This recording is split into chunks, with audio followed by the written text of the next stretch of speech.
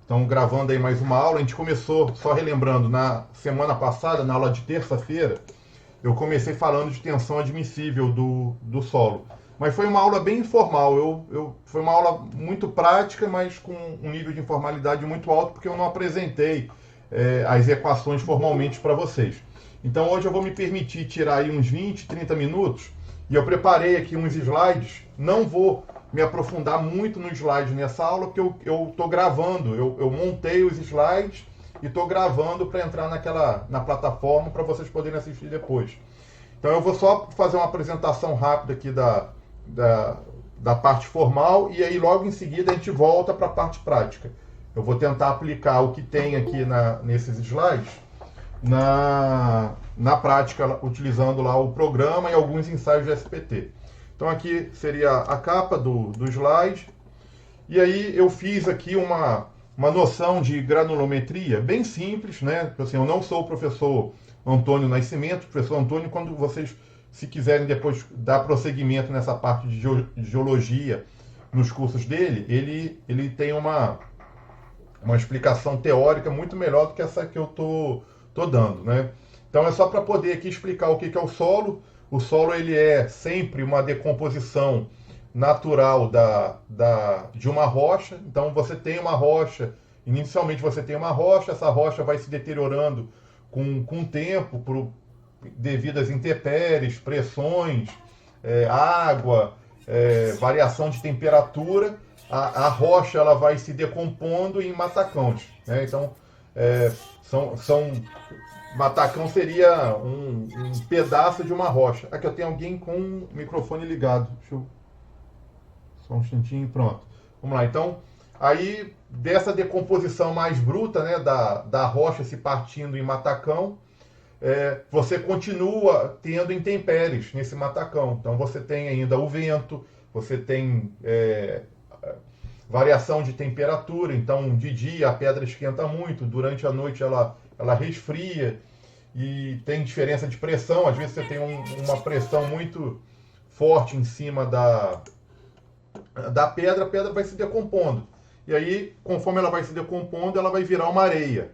Essa areia tem da areia mais fina até a areia mais grossa. Quanto mais grossa ela é, mais próxima ela está do estado natural dela aqui, que seria a pedra. E aí ela continua sofrendo a ação de intempéries, né? E essa areia vai se tornando um silt, né? Então o silt seria a parte mais fina da areia, seria uma granulometria bem fininha. E do silt, aí você tem a ação da intempérie e você tem também a parte química. Eu diria, olha, pelo amor de Deus, eu não sou professor de geologia. Eu entendo que daqui para cima você tem a parte da intempérie física, né? Que são, é o que eu acabei de falar, temperatura, pressão, vento, umidade, etc. Daqui para baixo, do silt para a argila, além da parte física, né? Dessa pressão, da umidade, da água e etc, etc. Os grãos são muito finos e daqui para cá tem uma parte química, né? Assim, tem uma... Aí aqui começa a ter ação química. Eu não consigo, assim, eu não tenho as palavras muito formais para poder explicar, mas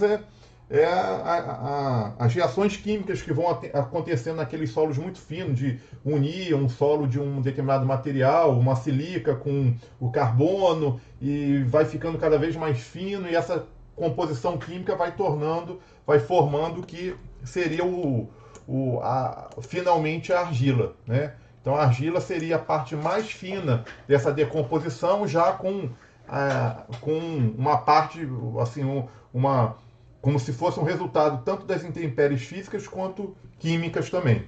Muito bem. Então isso aqui é mais título para para nós que somos calculistas, isso aqui fica mais a critério de curiosidade, esse histórico aqui de como que uma rocha sã se torna uma argila. Isso aqui não é da noite para o dia, isso aqui leva milhares, milhões de anos. Então aqui está a mesma imagem, seria essa imagem, só que em forma aqui da figura, ó, mostrando das pedras, né? Assim, dos seixos. até se tornar uma areia. Ó. Mantém a composição mineralógica. Tá vendo? Então, até a parte da areia, se aqui você tinha um quartzo, aqui continua sendo um quartzo.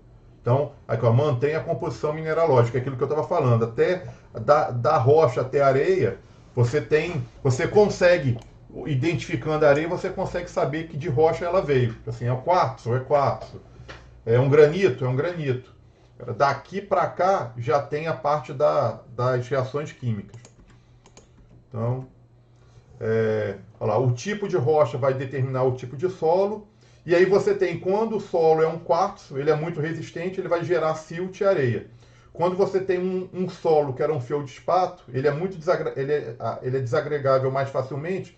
Não que isso aqui vai gerar argila, ele vai passar pela areia e pelo silt, mas vai chegar numa argila muito mais rápido do que nessa decomposição do quartzo. O quartzo praticamente ele vai parar a composição dele na areia, não vai dar segmento até virar uma argila. Aí aqui seria um perfil geológico, né? Um perfil geológico que seria a rocha sã. Aí com o passar dos anos, ó, você vai tendo a decomposição sempre de cima para baixo. Então aqui seria o que já chegou no que a gente diria solo. Aí os matacões aqui misturado com a rocha. E aí conforme vai passando o tempo, quanto mais próximo você vai chegando aqui do solo natural, você tem os matacões. E para cima aqui a camada de argila mais pura, né? Então aqui seria uma rocha, solo jovem, um solo já maduro, ó, com uma decomposição parecida com o que a gente encontra aí na maioria das nossas cidades, na maioria dos casos. Aí aqui seria uma parte granulométrica, tipo assim, agora seria a classificação. Como é que você classifica em termos de granulometria o tamanho dos solos? Então, ó, olha a argila, olha como é que é muito fino, 0,002 milímetros.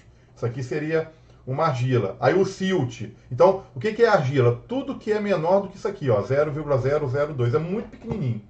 É o que a gente coloca na mão e parece que é um... Você vê que você não consegue identificar o grão. Você consegue moldar muito facilmente na sua mão, né? Então, aqui entra até a parte química, né? Que, assim, as moléculas se juntando por questões de elétron, prótons, etc., reações químicas. Na areia isso já não acontece, né? Um grão não está ligado a outro grão quimicamente. Aí você tem a argila até 0,02, aí vem o silt, 0,002 milímetros até 0,06 milímetros. Aí você pula para a areia, ó, de 0,06 até 0,2, seria uma areia fina. Aí areia média de 0,2 até 0,06. Areia grossa de 0,6 até 2 milímetros. E aí a partir de 2 milímetros você já chama de pedregulho. 2 milímetros até 60 milímetros. Eu não me lembro de onde que eu tirei isso aqui porque aí cada autor tem uma classificação um pouco diferente. Eu não me lembro de onde que eu deveria ter copiado a fonte aqui para eu poder a gente saber quem colocou essa classificação. Existem outras classificações, ó. Deixa eu passar aqui, ó. Deixa eu ver se tem outras classificações. Não, eu só coloquei... tem aqui, ó. Daqui a pouquinho a gente chega na classificação que eu peguei lá da norma, que eu copiei da norma. Então, tá aqui essa granulometria. Aí eu botei aqui, ó, argilas. Então, argilas são os grãos com menos de 0,002 milímetros. Ela tem uma origem de rochas feldspatos. Então, são os grãos muito finos. Aí aqui é aquilo que eu falei, ó. Existe a ligação química molecular, né? Então você tem, ela é tão fininha que ela é uma mistura de vários, né, componentes químicos, né? E aí você tem essa ligação química que vai gerar coesão. Então quando você corta um terreno e você vê que o terreno fica em pé, ele não desagrega e cai, é porque aqui tem uma ligação química, ligando esse solo, dando uma coesão. Então ele molda com facilidade, sem desagregar, e queimada em forno vira a nossa cerâmica. Você pega uma argila e queima no forno, vai virar o nosso tijolo, os nossos pisos, os nossos porcelanatos. Então, vamos continuar. Aí disso a gente pula para o silt, de 0,02 até 0,075. Então, solo de granulação fina intermediária entre a areia e a argila. Aí depois vem as areias. Aí, ó, não existe ligações químicas ou ligações atômicas. Então não tem coesão. Ó. Sem coesão, o solo bem granular. Aí aqui já é uma classificação mais técnica. Então lá, aqui seria o seguinte: você não consegue encontrar num solo natural uma argila pura, um silt puro, uma areia pura. É muito difícil, né? Você tem normalmente uma mistura entre eles. Então aqui seria, ó, quando que a gente denomina que o nosso solo é uma areia, né? Assim, você chegou lá, escavou seu terreno e você pode falar, não, isso aqui é um solo arenoso, é areia. Olha, areia pura você não vai encontrar. Você vai encontrar aí de 80% a 100% de areia, de 0% a 20% de silt. E se você tiver de 0 até 10% de argila, não é porque tem uma porcentagem pequena de argila e uma porcentagem pequena de silt que você não vai classificar como areia. Então a areia seria 80% de areia, você já classifica esse solo como uma areia.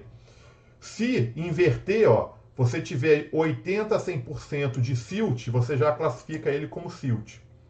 O que seria uma argila? Olha, uma argila não precisa nem ter 80% de argila. Se você tiver de 50% a 100% de argila, e aqui variando de 0 a 50 e 0 a 50, vamos supor, você tem 60% de argila, 20% de areia e 20% de silt. Você já pode classificar o seu solo como uma argila. E quando você faz uma classificação composta, você não pode falar que é uma areia pura, um silt puro e uma argila pura, lembrando que quando alguém fala, eu tenho um silt, um terreno argiloso puro, você pode ter certeza que não é 100% puro. Você tem outros percentuais dentro do seu terreno. Mas para efeito de cálculo, né, na hora que a gente for calcular a resistência do terreno, você vai poder classificar como argila. A partir de qual momento você vai classificando como um solo composto? Quando os percentuais se derem uma balanceada. Então, ó, se você reduzir aqui, ó, a areia tiver com menos de 80%, mas for maior que 50%, e o silt estiver entre 0 e 50%, e a argila num percentual menor, ó, de 0 a 20%, você vai chamar de areia siltosa. Então lá, os dois percentuais maiores, a areia com silt e um pouquinho de argila. No nome nem entra o argila, você vai chamar de areia siltosa. Aí o que seria uma areia argilosa? Você tem um percentual alto de areia e um percentual alto de argila. Ó, mesmo tendo silt, quem vai mandar aqui é areia com argila. Aí você vai denominar um solo, você vai denominar o solo de uma areia argilosa. E aí aqui eu acho que vocês já entenderam a lógica. Aumentou aqui o silt e mantém uma percentual alto de areia, é um silt arenoso. O silt está alto com muita argila, virou um silt argiloso, né? Então, o primeiro nome aqui é o que tem o maior percentual e o segundo é o que tem o segundo percentual mais alto, né? Pode até ter o terceiro, mas aí a gente não fala assim, ó, silt arenoso ou argiloso. Isso não é usual, tá? Aí vamos lá. Aí depois vem a argila, né? Aí agora entra aqui os solos argilosos. Então você pode ter uma argila arenosa e você pode ter uma argila siltosa. Pronto, Léo, diga. assim, a grosso modo, assim, qual seria o melhor solo assim desses aí para uma fundação? Então, você não. O fato de você ter uma areia, de você ter um silt, de você ter uma argila ou você ter a mistura, não tem como a gente falar qual que é o melhor, porque vai depender da compacidade do solo. Você pode ter uma areia compacta, e uma areia compacta pode ser ter uma tensão admissível muito alta. E você pode também ter uma argila siltosa bem compacta. Agora, você ter uma areia fofa e uma argila mole, os dois são ruins.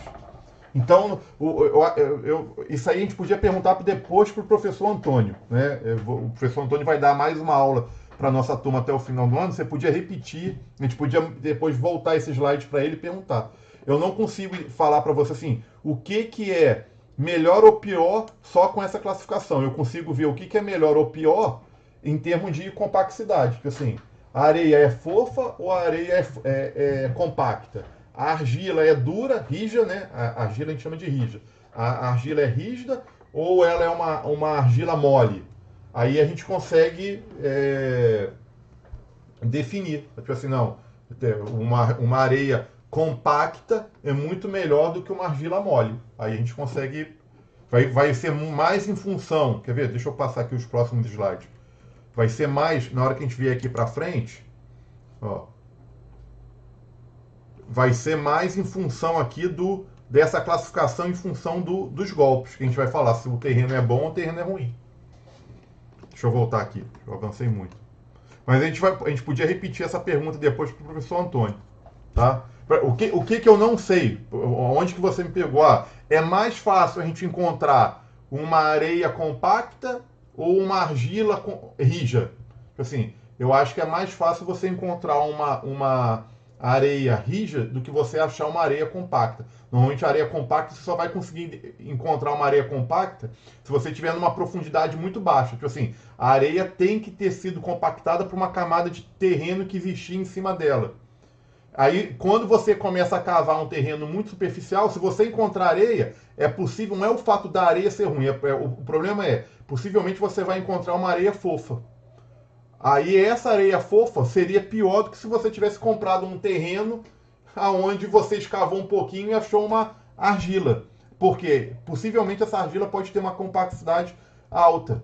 Agora, você comprou 2 terrenos, aí você deu sorte de ter uma areia compacta e o outro terreno você teve o azar de ter uma argila mole, pô, aí a areia compacta é melhor do que a argila mole. Você conseguiu? Eu consegui te explicar?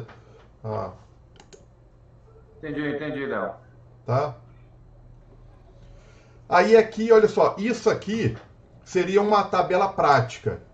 Além disso aqui, assim, existe essa pirâmide que você consegue classificar o seu terreno através de percentuais. Então aqui seria o percentual que você tem de silt, aqui o percentual que você tem de areia e aqui o percentual que você tem de argila. Então vamos supor que você escavou o seu terreno, tirou lá uma amostra, né? Tirou uma amostra e manda para o laboratório para fazer aqueles ensaios de peneira. Eu imagino que todo mundo na faculdade, pelo menos em algum momento, entrou aqui numa aula de peneiras granulometria. Ó, peneiras granulométricas. Em algum momento a pessoa vai... Não sei se todo mundo já teve isso, pelo menos eu tive na faculdade. Existe uma série de peneiras padronizadas, essas peneiras aqui não são aleatórias, assim, você compra a peneira própria para isso. Aí você retira o seu terreno, ensaca ele, manda para laboratório e vai passando.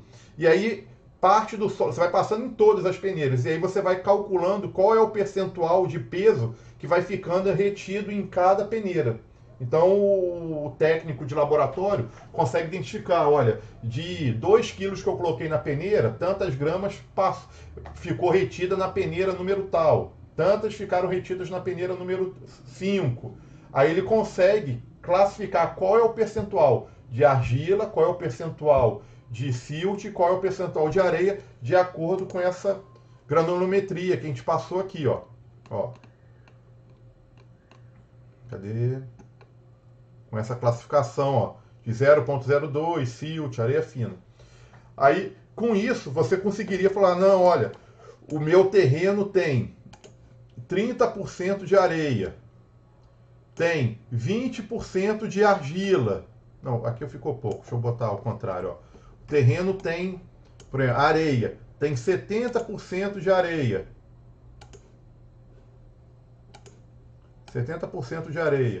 10% de argila e 20% de silt. Aí como é que eu iria classificar o terreno? Eu ia fazer isso aqui, ó, para cá e como é que faz? Deixa eu me lembrar. Não, aí nesse caso assim, tá mais próximo desse com esse. Aí você vem aqui e marca, ó. Então o seu terreno é uma areia argilosa, ó. Vamos lá, eu vou ter que pedir desculpa para vocês. Eu não sei muito bem como é que usa isso aqui. Eu já vi isso aqui várias vezes, sei que o pessoal usa isso, agora eu só estou na dúvida como é que marca. Eu tô na dúvida, eu acho que eu marquei errado. Eu acho que é assim, ó, areia. Vamos botar aqui de novo, ó. Areia deu 60%.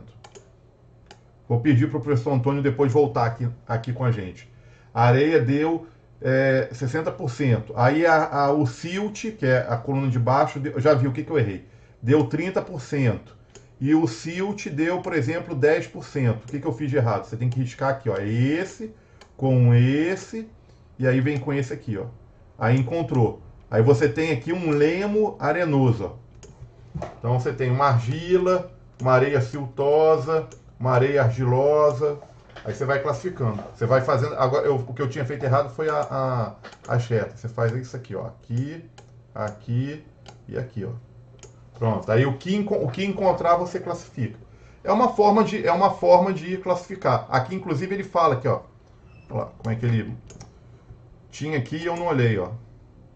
Ó. A areia faz isso, a argila faz isso aqui e o silt faz isso.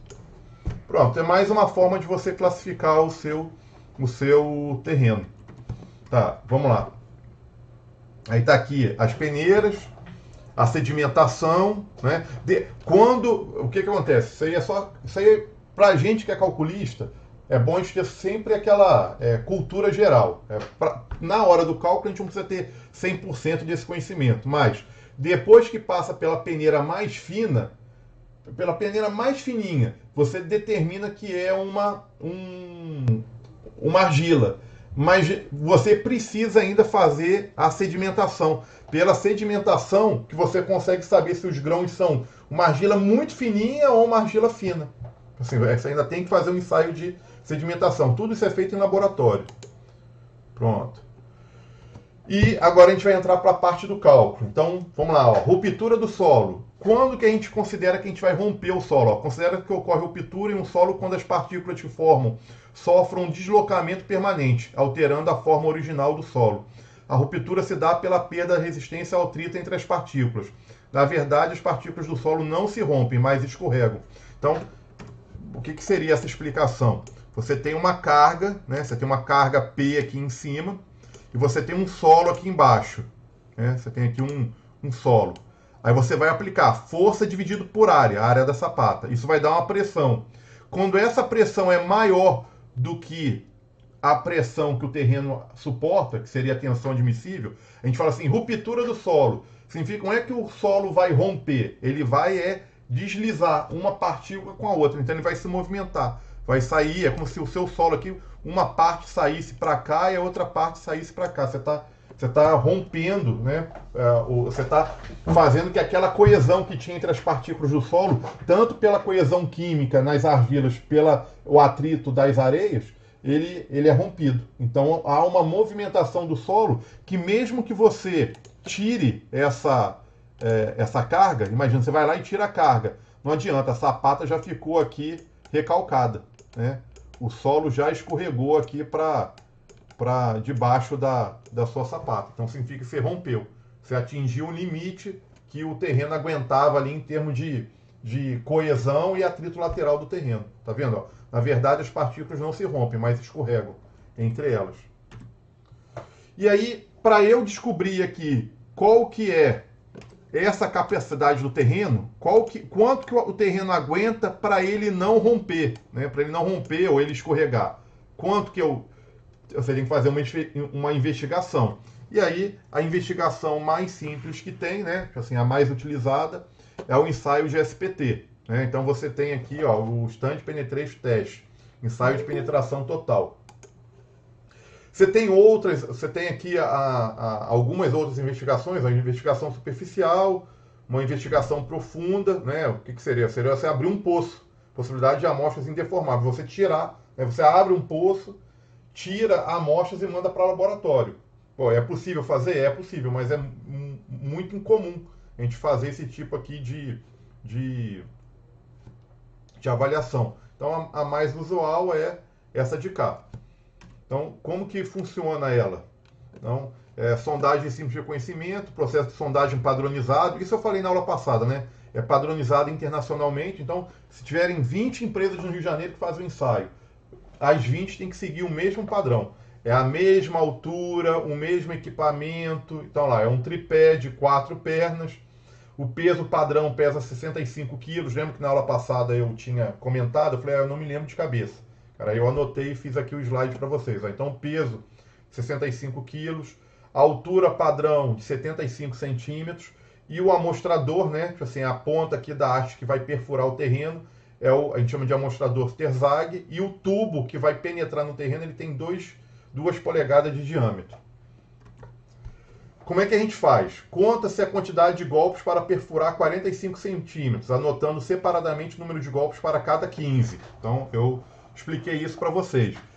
O NSPT, que é o que interessa, é a soma dos 2 últimos, mas é normal as empresas mostrarem a soma dos 2 primeiros e a soma dos 2 últimos, é normal, tá? Mas o que vale é a soma dos últimos 30. E os outros 55 centímetros, né? Você está perfurando aqui 45, os outros 55 você vai dando pancada, mas não anota nada. Você não anota, tá? Vai dando pancada, pode perfurar também girando o seu amostrador, que seria perfurado com trado rotativo, com a broca. Não importa. O que importa é o NSPT, o que vai te dar a resistência do terreno, são a pancada que você vai anotar para ele descer os 45 centímetros. Então tá aqui ó, a figurinha, ó, uma figura esquemática. Então tá aí o tripé, o peso 65 quilos. Essa altura aqui sempre é padronizada, ó, daqui até aqui, 75 centímetros. E o tubo também é padronizado e o amostrador também. Ó. E aí, para cada 1 metro perfurado, são recolhidas também amostras, né, dentro do amostrador. Quando você retira, para poder colocar mais um pedaço de haste, você retira o amostrador. Para cada 1 metro, você retira a amostra e manda isso para laboratório. Você recebe primeiro uma classificação visual, identificando a agronometria, e em laboratório, em tese. Aí eu digo em tese porque tem algumas empresas que eu acho que vai só no olho mesmo, né? Isso deveria ir para um técnico e o técnico poder classificar, né? Assim, fazer essa classificação aqui de acordo com o que ele está vendo.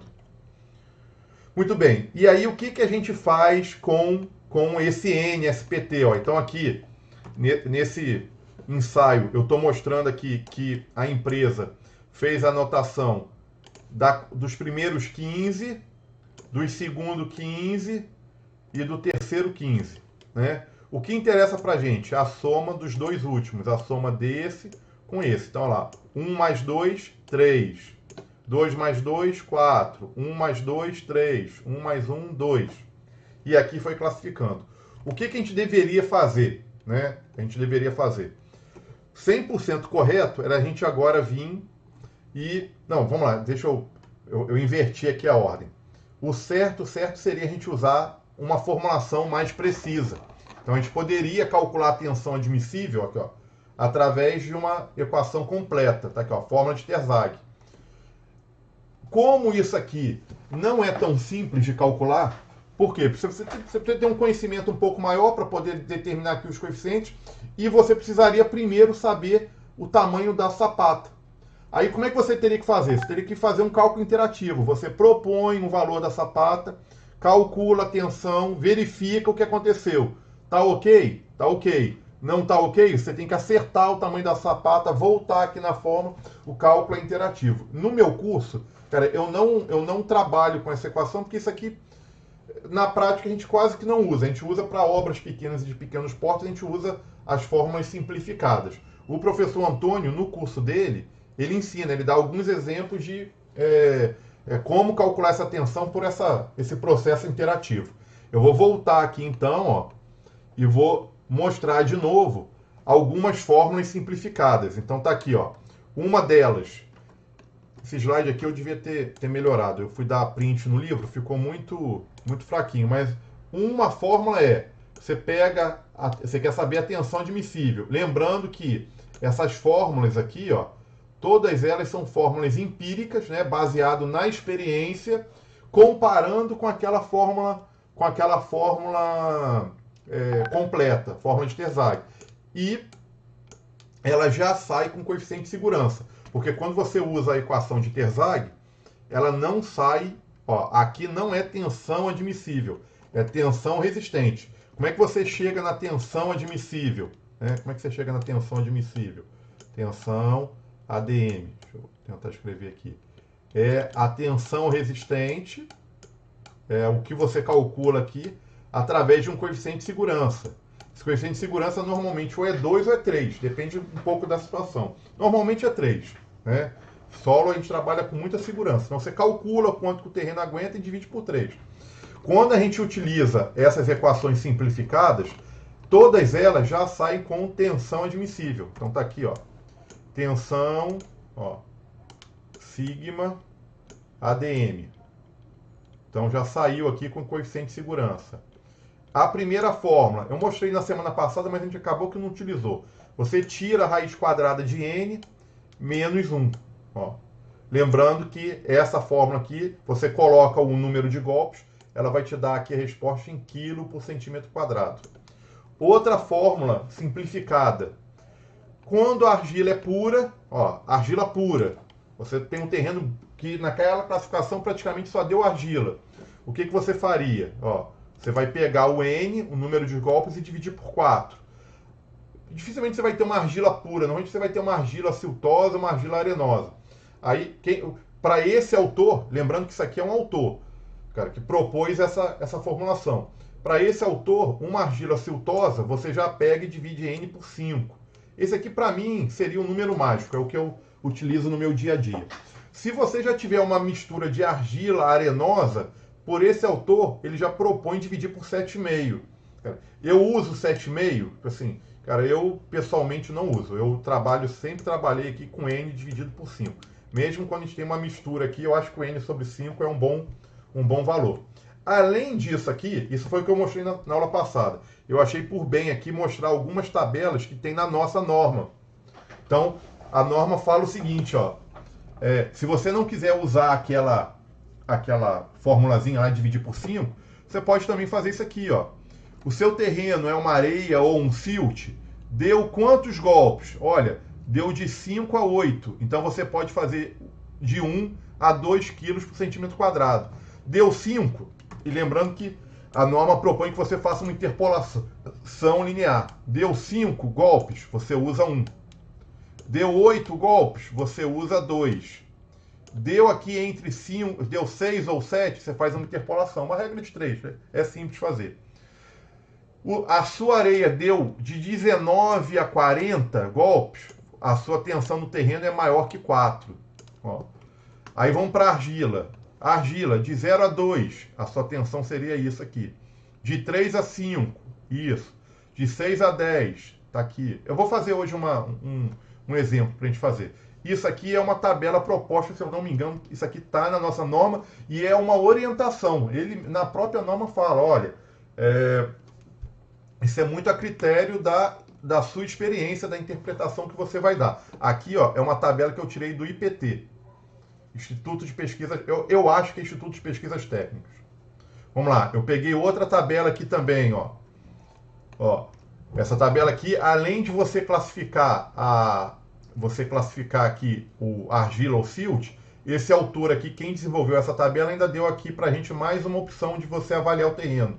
Tá aqui, o seu SPT tá de 2 a 4, é uma argila mole, então a sua tensão admissível está entre 0,25 e 0,5.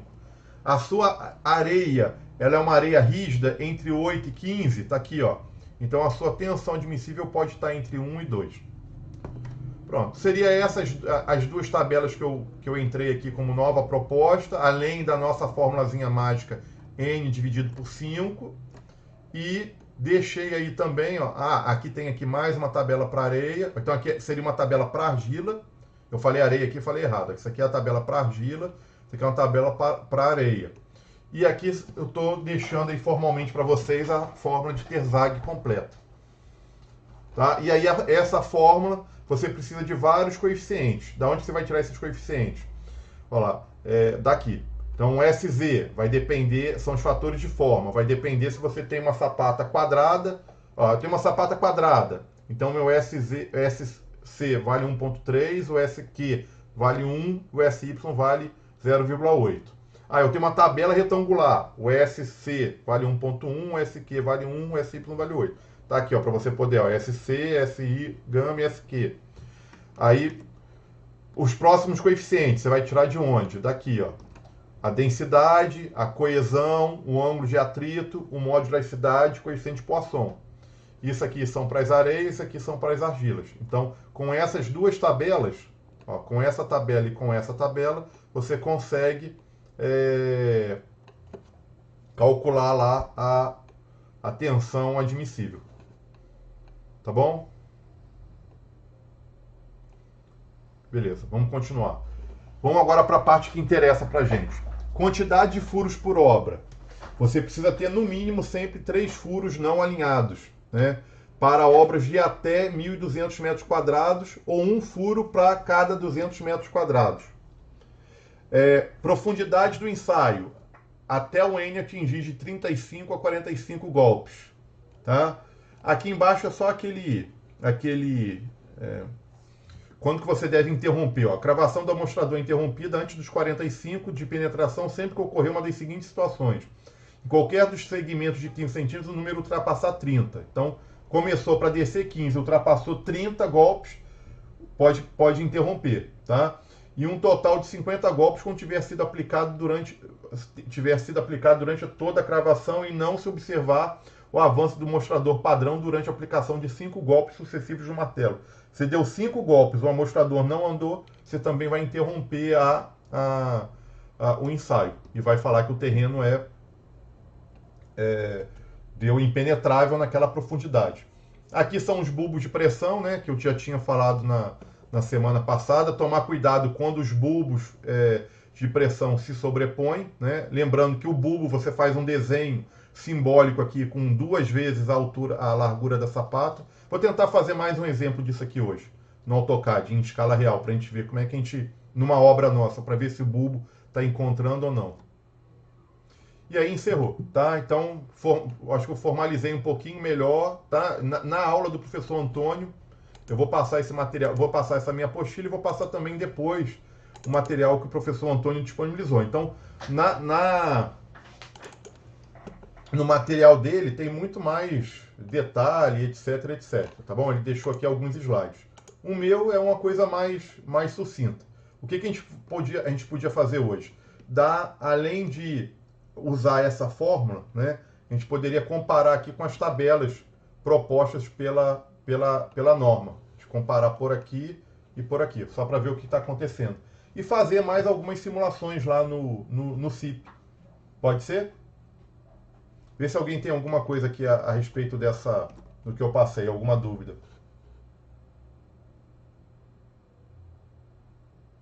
Então vamos lá. Deixa eu abrir aqui o CIP.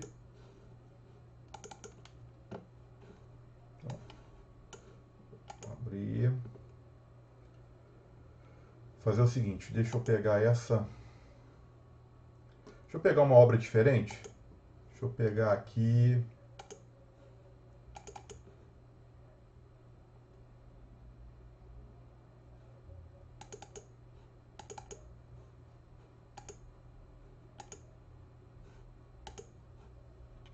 Não, está incompleta. Deixa eu pegar uma obra que a gente finalizou.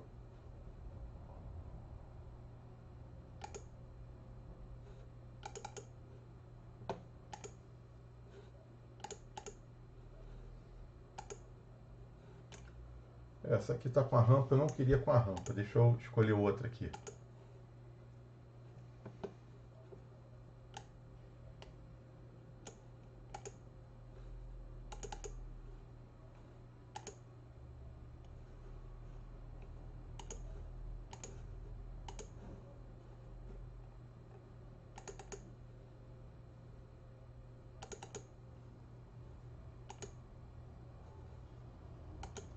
Pode ser essa aqui. Foi uma que a gente fez no início do curso. Tá? Uma obra simples. Depois eu vou pegar uma obra um pouquinho maior. Vamos lá, eu vou salvar ela aqui, ó. Arquivo, salvar como. Avaliação. Fundação. Pronto. Então, quando a gente fez esse modelo no início do curso, eu não me preocupei com a fundação. Eu não estava preocupado com a fundação. Tanto é que obra, dados gerais, essa tensão aqui do terreno estava aqui 0.2, 0.3. Isso aqui é simplesmente o default do programa. Tá? Então vamos lá, vamos fazer de novo aquela brincadeira que a gente fez na semana passada. Vamos supor que a gente contratou uma empresa para fazer a avaliação desse terreno. Então, foi feito aqui um ensaio de SPT. Deixa eu achar aqui, dentro dos meus ensaios, um ensaio qualquer. Deixa eu ver aqui se tem um... Sondagem...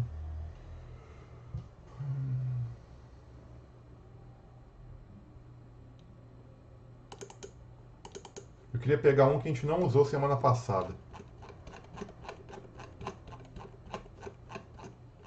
Esse aqui eu acho que a gente usou. Vamos fazer o seguinte, vamos manter esse e aí a gente vai escolhendo outros. Então vamos supor, ó, que a gente contratou aqui em GTEX, que é do meu ex-aluno Leonardo, acho que é Leonardo Garcia o nome dele. Deixa eu ver se é ele que assinou aqui a sondagem. Não, quem assinou foi o Roger. Tá, mas vamos lá. De qualquer forma, a empresa pelo menos o Leonardo, acho que... tenho quase certeza que é a empresa dele. Vamos lá, vamos seguir. Então, a gente contratou, fizemos 3 furos. Ó, furo 1, furo 2, furo 3. Vamos supor que os furos fossem aqui na nossa... Furo 1 foi aqui nessa região, ó. Furo 1 por aqui. Aí furo 2 foi aqui. Furo 3. Então vamos dar uma avaliação aí no que a gente tem. Então vamos lá, ó. Vamos pegar o furo 1. Furo 1. Aqui, olha o que interessante para vocês verem. Por que tem esse piso de concreto aqui, ó? Piso de concreto. Esse terreno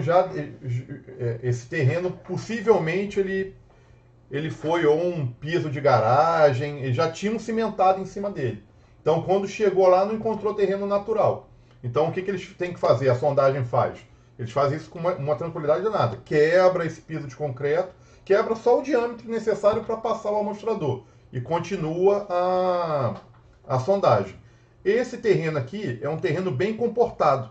Olha lá.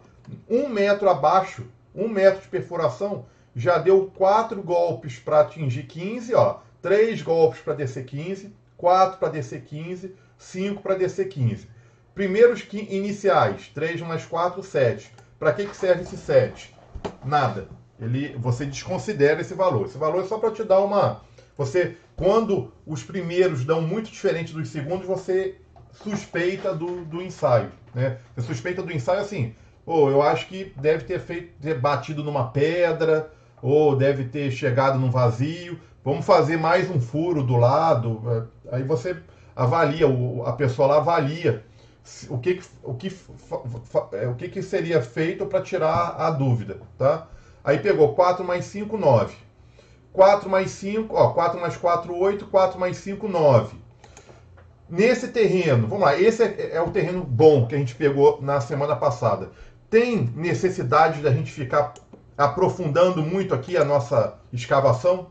Adianta a gente botar a nossa sapata aqui, ó, 1 metro de profundidade. Deixa eu fazer assim, ó. Aqui, volta. Ó. 1 metro de profundidade eu já consigo botar a minha sapata. Vamos lá, Paulo. Paulo está quieto aí a aula toda.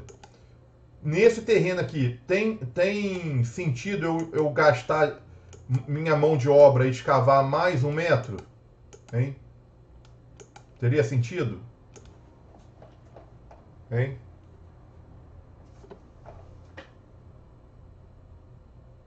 Roberto, tem sentido aqui para você, ou você acha que 1 metro para uma casa onde está dando 9 golpes aqui, e aí você escavou e continuou dando 9 golpes, teria sentido da gente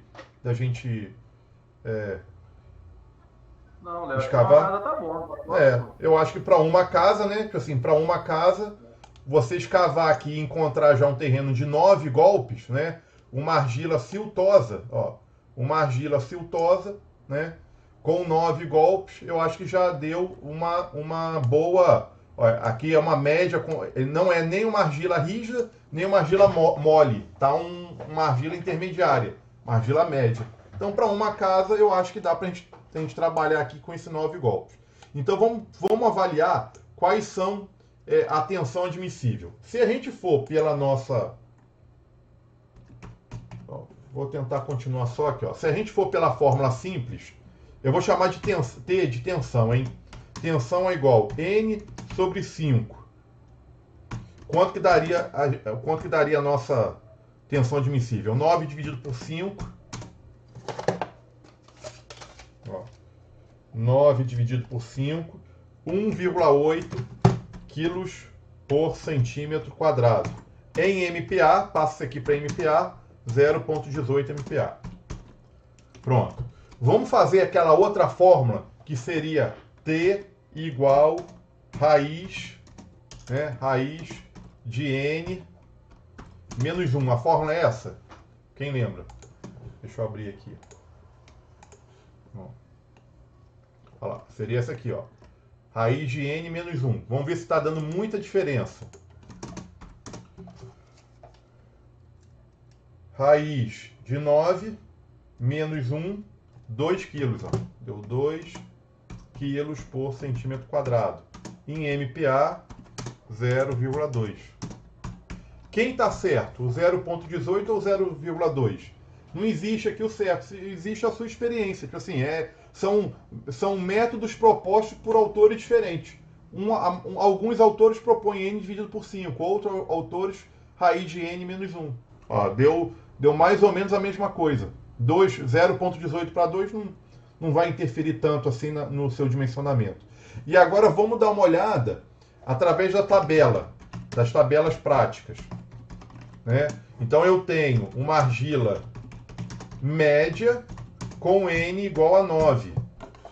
O que eu tenho aqui de opção? Ó, vamos para a tabela do IPT. Ó, seria essa. Então, eu tenho uma argila. Tá aqui, ó. Argila. De 6 a 10. De 1,5 a 3. Então, o 9 tem que ser um pouco menor do que 3. Né? Ó, vocês estão conseguindo ver isso aqui? Ó? Ver se eu estou errando. Argila com 9 golpes. Então, tá aqui. Ó. De 1,5 a 3. Aí, o que seria aqui? Ó? Então, vamos fazer uma regra de 3. Se eu tenho 6 golpes, ele fala que a tensão seria 1,5 quilos centímetro quadrado. Se eu tenho 10 golpes, eu tenho 3 quilos por centímetro quadrado. 3 quilos por centímetro quadrado. Mas, na verdade, eu tenho 9 golpes. Então, tá aqui, ó, 9 golpes. Então, isso aqui vale X. Aí, como é que eu faço? Tem que fazer aqui fazer o seguinte, ó. Deixa eu fazer aqui rapidinho. Eu estou escrevendo aqui primeiro só para me organizar. 6 dá 1,5. 10 dá 3. E eu tenho 9. Então, eu faço o seguinte, semelhança de triângulo. 3 menos 1,5, ó, 3 menos 1,5 está para 10 menos 6, assim como... Deixa eu mostrar isso aqui para vocês, o que eu estou fazendo. Estou fazendo isso aqui, ó. Deixa eu fazer de novo. Ó, peguei aqui e risquei isso aqui. Ó, então eu tenho 6 golpes, deu 1,5 de resistência. 10 golpes, deu 3 quilos de resistência. E 9 golpes, aqui, ó, 9 golpes, vai bater aqui e vai dar uma resistência aqui, ó, X. Aí o que eu vou fazer? Semelhança de triângulo. Eu tenho isso aqui está para isso aqui, assim como isso aqui está para isso aqui. Então eu tenho, ó, 3 menos 1,5, ó. Léo, se você queria mostrar, não está na câmera, não. Quando for assim, você tinha que me falar. Ó. Recapitulando aqui o que eu fiz, ó. Vou fazer de novo, mais uma vez, do início. Então, fiz isso aqui, ó. Ó. Tenho 6 golpes. A resistência é 1,5. Aí eu tenho depois 10 golpes. A resistência é 3. Aí eu quero... E o que acontece quando eu tenho 9 golpes? 9 golpes vai bater aqui e vai vir aqui, em X. Aí eu tenho que fazer semelhança de triângulo. Isso aqui está para isso aqui, assim como isso aqui está para isso. É uma interpolação. Então vamos lá, ó. Essa altura aqui, 3 menos 1,5, está para essa base, 10 menos 6. É igual, essa altura aqui, x menos 1,5, está para 9 menos 6. Então vai dar 3 menos 1,5, 1,5, ó. Aqui, ó, 3 menos 1,5, 1,5. 10 menos 6, 4. É igual x menos 1,5 sobre 9 menos 6, 3. Então, x menos 1,5 é igual a 3 vezes 1,5 dividido por 4. Então, ó, 3 vezes 1,5 dividido por 4, x é igual a 1,125 mais 1,5. 1,5 passa para o lado de cá. Então, mais 1,5 deu 2,6 quilos por centímetro quadrado. Então, ó, fazendo a interpolação deu 2,6. Todo mundo entendeu aqui? É bem simples, né?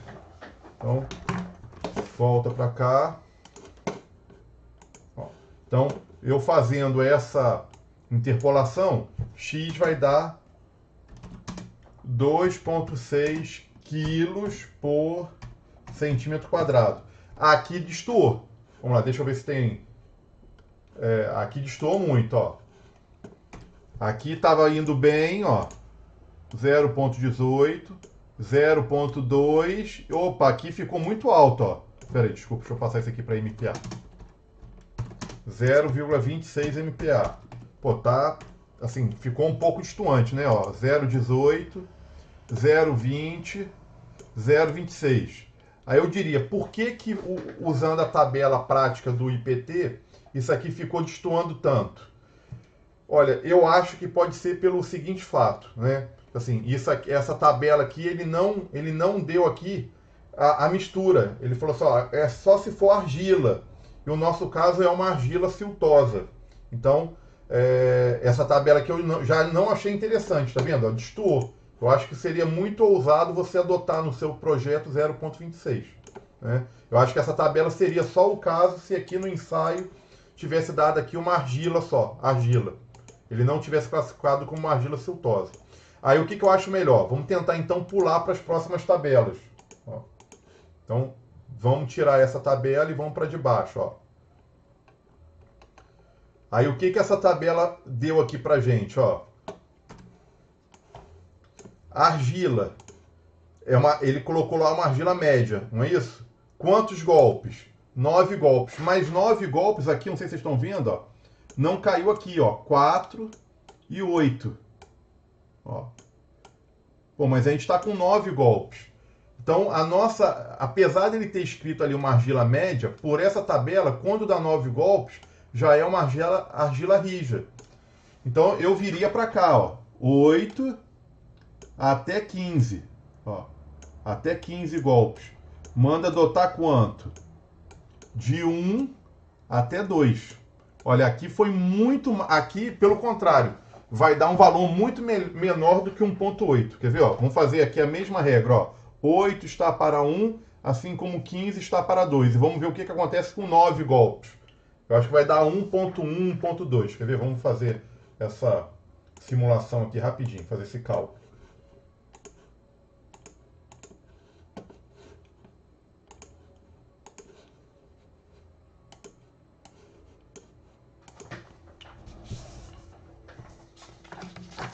Ó.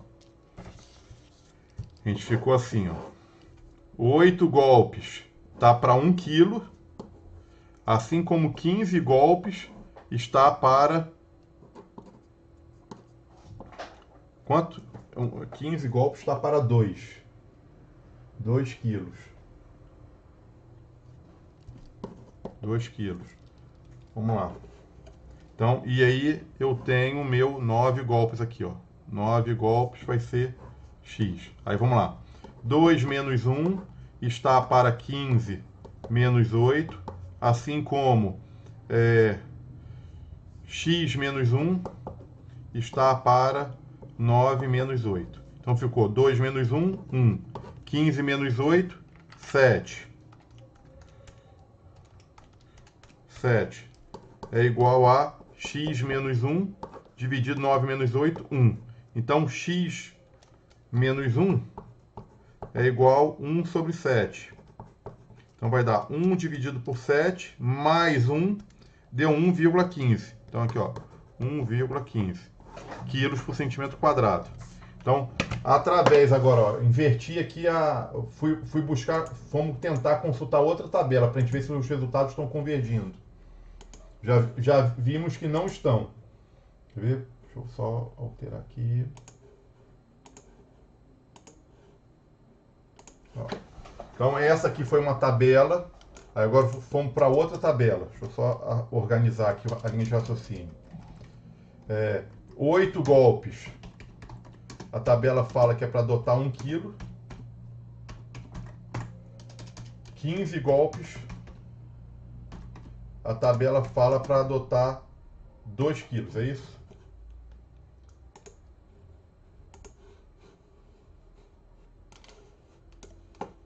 Ó. 1 e 2. Tá, então, ó, 1 e 2 quilos.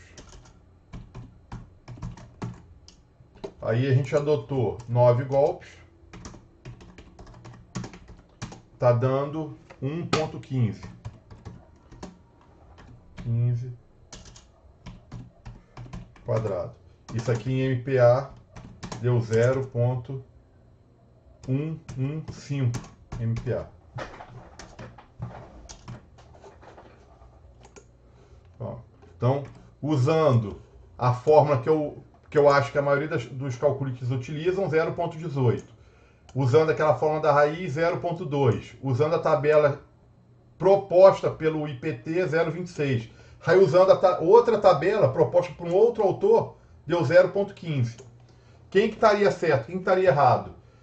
Não existe aqui o certo e o errado. Aqui existe assim, são cada metodologia é um método empírico. Assim, foi feito na base da experiência da maioria das pessoas que utilizaram. Então, você vai olhando aqui que a ciência não é tão exata quando a gente trata de solo, tá? Vamos lá, por mim, assim, igual aí eu vou dar, aí aqui agora entra a minha experiência. Eu tenho trabalhado sempre com o N dividido por 5. Ó. Tá bom?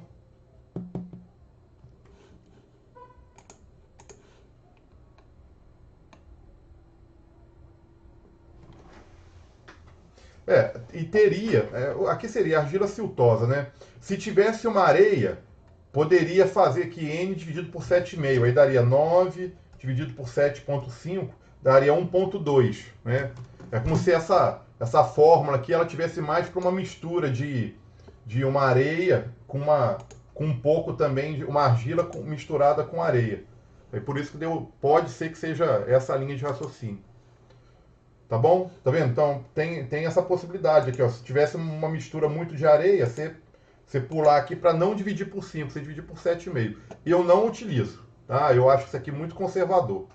Eu acho que inviabiliza você usar aqui o 7,5, do mesmo jeito que eu acho que inviabiliza um pouco para a maioria das construções você usar uma tensão tão baixa para um terreno que está dando 9 golpes. Eu acho que seria exagerado.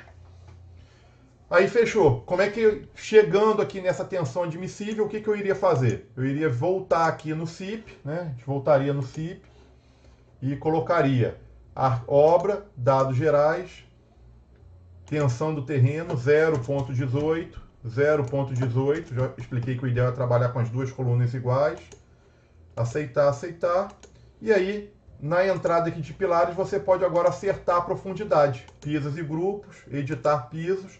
Não precisa aprofundar 1,50 m. 1 metro já é suficiente. 1 metro. Aqui 1 metro. Pronto. Escavou 1 metro. Calculou. Vamos calcular aqui para ver em que pé vai dar o tamanho das sapatos. Vamos calcular. Lembrando, ó, enquanto está calculando, eu fiz uma avaliação rápida aqui com vocês. Eu só olhei o primeiro furo. Isso aí parece que não tem nem sentido, né? Fez 3 furos e eu olhei só para o primeiro. O certo seria você ter olhado para os três ao mesmo tempo. Ó, esse aqui é o furo 1, a continuidade dele. Furo 2. Ó, furo 2. Deu 9 golpes e depois melhorou um pouquinho. Ótimo. Então tá a ordem de grandeza que prevalece. E aí o furo 3, ó. O furo 3, o terreno inclusive está até um pouco melhor, ó. 10 golpes e depois 15. Tá bom? Então você tem que avaliar. Você, não é nem uma média, não é para não fazer uma média dos 3 furos. Não, você tem que ver o que você acha que seria conservador para a sua obra toda. E quando destoa muito um ensaio do outro, ou é bom você refazer mais um furo. Isso a própria pessoa que está fazendo o ensaio, ela consegue ter essa percepção. Às vezes vale a pena você fazer mais um para tirar a prova dos 9, ou você dividir o terreno por trecho, né? Se estivesse dando muito o furo dessa região, aqui ó, o furo dessa região, aqui ó, foi feito um furo aqui, deu um número de golpes. Aqui deu parecido com isso. E aqui já deu muito pior. Deu para essa região aqui deu um terreno muito ruim. Você tem certeza que o terreno é ruim, não foi um erro fez um outro furo aqui, conferiu? Realmente é isso. Então tá na hora de você pensar em essas sapatas daqui, você calcula com a tensão admissível que você calculou de acordo com esse furo, e os pilares aqui dessa região você calcula com a tensão que você verificou com os furos que mostrou um terreno pior aqui para trás. Você pode fazer isso. Como que faz? Aqui no CIP, eu já mostrei para vocês, ó, resultado. Quando a gente calcula essa sapata, ó, essa sapata inicialmente foi calculada com essa tensão admissível. Ó. Todo mundo foi calculado sobre esse valor. Se você acha que essas sapatas aqui, ó, deveriam ter uma tensão admissível menor, aí você tem que vir em fundação, elementos de fundação, editar, vai clicar aqui e vai em material trocar a tensão admissível. Você vai clicar aqui, ó, e trocar. Eu vou dar um cancelar aqui. Pronto. Feito isso, né? Feito isso, o programa calculou, dimensionou o tamanho das sapatas. E aí eu não vou entrar agora no mérito da armação. A armação a armação em geral, o desenho, eu vou deixar para uma próxima aula. Aí eu trato só da parte geral, o desenho e mexer na armação. O que eu posso dizer bem rapidinho para a gente voltar para o SPT você pode pegar aqui qualquer sapata sua, você pode tentar trocar um pouquinho a geometria, você pode trocar a armação, você pode mexer na armação, trocar a bitola, botar um espaçamento mais apertado, mexer aqui nas dobras, tudo que você fizer, você clica aqui em verificar que ele vai te falar se o que você está fazendo está ok. Ó. Se eu clicar em verificar, tá aqui, ó, todas as verificações foram cumpridas, está ótimo. Então significa que isso aqui está atendendo. Mas eu não queria trabalhar com ferro grosso aqui na minha sapata, eu prefiro trabalhar com ferro de 10. Então você pode vir aqui, ó, armadura, ferro de 10, ferro de 10. Isso eu já mostrei em alguma aula. Aí pode botar aqui, ó, aí tem que mexer um pouquinho no espaçamento. Se você está botando uma bitola mais fina, você tem que botar um espaçamento mais apertado. Aqui você pode dar uma leve arredondada, né? Tirar esse 14 e botar um 15 para ficar mais fácil lá do seu pessoal de obra entender. Ó, mudei, verificar. Ó, não passou. Algumas verificações não foram cumpridas. Vamos ver o que foi. Ó, então a quantidade de armação não atendeu. Ele está falando que ó, a quantidade, ele marcou de vermelho. Então eu tenho que vir aqui, significa que o 10 a cada 20 não atendeu. Deixa eu botar 10 a cada 15. Vamos lá, verificar. Ok, ó, passou. Todas as verificações foram cumpridas. Então, pronto. Eu quero diminuir um pouquinho. Eu estou achando que 45, muito. Então, vamos lá, deixa eu tentar botar 40. Ó, verificar. Ok, passou. Ó, todas as verificações foram cumpridas. Então significa que está atendendo. Eu quero diminuir mais ainda. Eu acho que não vai passar. Vou tentar botar 30. Ó, 30. Verificar. Passou, deixa eu ver. É porque eu acho que a gente botou muita armação agora. Vou diminuir mais ainda. Botar aqui 25. Botar 20. Ó, agora não passou. Vamos ver. Deu erro, agora deu erro de tudo, ó. Flexão, punção, não consegue agora ancorar a armação, ó, deu vários erros, tá? Então, você pode ir diminuindo até... Ele aceitou com 30, eu tenho uma certa restrição aqui quando a sapata fica muito fina, ela é muito grande e muito fina. Então, ó, passou, tudo bem, pode... Passando, deixa eu ver aqui como é que ficou. Não, a flexão ainda tá passando com uma certa folga. Então tá legal, ó, 30, botei aqui 10 a cada 15, tá passando. Teria que fazer isso para todos. Essa aqui não tá passando, ó. O que você pode fazer? Tá vermelha? Clica nela, manda o programa calcular de novo, ó. Calcula só ela para mim, ó. Vem aqui, ó, dimensionamento, calcular. Calculou, passou, pronto.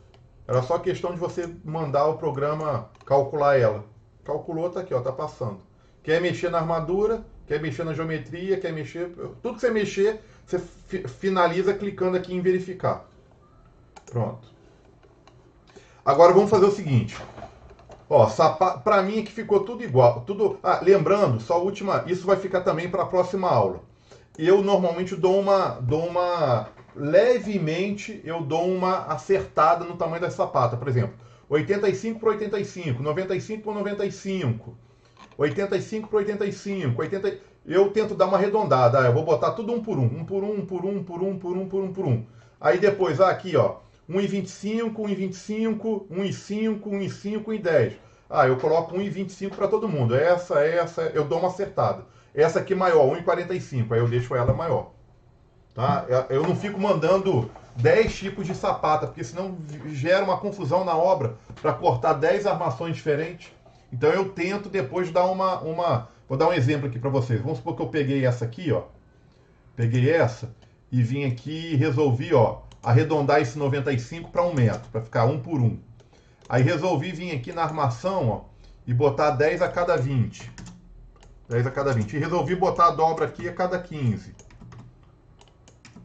Aí aqui entra mais um pouquinho de experiência, de você olhar e falar, não, vou trabalhar com uma malha um pouquinho mais fechada, 1 por 1, pede para verificar. Ok, passou tudo. Pronto, tá tudo ok. Aí eu venho, aceitar. Aí eu quero, para não ter que fazer a mesma coisa em todas, eu pego aqui, ó, igualar. Eu quero que essa seja igual a essa, que seja igual a essa. Não adianta eu pegar uma sapata e mandar igualar uma que já é maior. Eu estou igualando as que são menores, ó. Posso até arriscar nesse 1 por 1 aqui, ó. 1 por 1. Será que essa aqui 1 por 1 eu posso diminuir um pouquinho? Aí eu posso tentar. Ó, essa aqui, será que ela aceita 1 por 1? Diminuir. Um pouquinho. Vou tentar diminuir na 1,10 por 1,10. Aí eu acho que aqui já não vai dar, ó. Quando eu clicar aqui em editar, não aceitou. Ó. Ficou legal essas aqui, ó. Tudo aceitou, ó. 1 e 1. Não tá vermelho. Essa aqui que eu tentei igualar, não aceitou. Vamos dar uma olhada. Editar. Aí eu vou clicar nessa. O que não está passando? Vamos dar uma olhada. O que não está passando? Olha, a tensão do terreno, que o limite era 0,18, deu 0,184. Mesmo estando errado, você pode acatar esse erro. 0,18 para 0,1847. Pô, a gente acabou de ver que essa tensão admissível ela já é um cálculo empírico que dá muita margem para mais, um pouquinho para mais, um pouquinho para menos. Lembrando que aqui tem um coeficiente de segurança de 3. Então, quando a tensão fica levemente superior, você pode acatar. Olha, eu acho que eu vou acatar, vou deixar essa aqui 1 por 1. Ó, 1 por 1. Essa aqui eu também vou acatar, vou deixar 1 por 1. Ó, ok. Essa aqui, vamos dar uma olhada nessa. Vamos ver aqui, verificar. Olha, 0,18 para 0,17. Só que quando ele fez uma... É porque ele faz aqui várias combinações. Quando ele fez uma outra combinação, 0,22 para 0,26. Pô, o 0,26 está muito maior que o 0,22. Aí eu acho que aqui já percentualmente ficou muito alto. Ó. Ponto 26 dividido por ponto 22, você estourou em 20% a tensão admissível. Eu já acho que não está legal. Então é melhor vir aqui...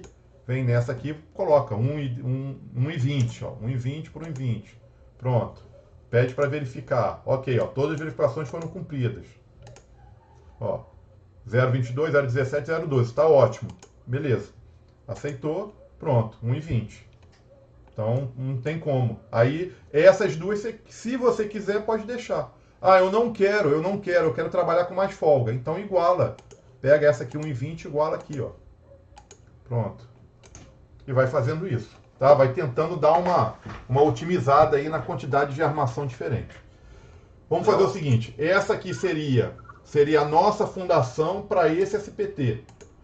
Para esse SPT que eu peguei aqui, escolhi uma obra qualquer. Vamos agora fechar esse SPT e vamos tentar pegar um SPT novo, que a gente não utilizou na última aula. Vai, pode... Oi, pode falar. Léo, naquelas fundações na sapata lá, você foi editando uma a uma. Se você fosse pedir para calcular a obra geral... Não, aqui não, acho que aqui não tem cadeado, tá? Pediu para calcular, se a gente vier aqui agora e calcular, ó, volta tudo para o original.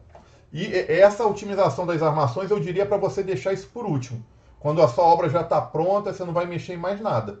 Aí você vai e manda calcular, tá vendo? Manda calcular, fechou tudo, depois você não manda, ajeitou, otimizou, gera o desenho e não fica mandando calcular mais. Ó. Ele vai voltar para todas as dimensões iniciais. E eu acho que não tem cadeado, igual a gente descobriu lá que em Viga tinha cadeado depois. Ó. Professor. Oi, pode diga. Mas não tem uma opção aí de calcular assim as fundações? Então, só que olha só, qual que é o meu medo? Se você chegar, você mexeu em tudo. Por que cargas d'água você vai calcular sem a fundação? Eu estou entendendo que você mexeu em alguma coisa na obra. Mexeu no tamanho de uma viga, mexeu num pilar, mexeu numa laje, mexeu no carregamento. Pô, você vai ter confiança de calcular sem ele... Tem aí a opção. Se você quiser tentar, ó, calcular sem dimensionar a fundação. Se calcular o completo, olha lá, voltou. Olha lá, voltou 95, 95, 85 para 85. Eu entendo essa preocupação de vocês de mexe, manda calcular, muda tudo de novo. Eu não tenho essa preocupação. Isso é uma coisa que não me incomoda, porque eu sigo um fluxo de trabalho que quando a obra está pronta, eu paro de calcular ela. Porque assim, a obra está pronta, eu não vou ficar calculando novamente. Igual vocês ficaram lá com aquela coisa, manda calcular. Eu editei as vigas todas, mandei calcular. Isso no meu dia a dia dificilmente vai acontecer. Eu vou mexer, remexer no projeto, vou ajustar, vou ver as armações, vou otimizar as minhas. Vou dar uma olhada nas sapatas, vou olhar pilar, vou mexer, troca pilar, põe mais pilar, troca viga, calcula de novo. Eu fico aí às vezes 2 semanas. Terminei a obra, não vou mexer mais nada, já olhei tudo que eu tinha para olhar. Vou começar a gerar armação, eu não venho nunca mais aqui e mando calcular de novo. Tá pronta a obra. A obra já não tem por que eu ficar calculando de novo, tá? Mas tem essa opção aqui.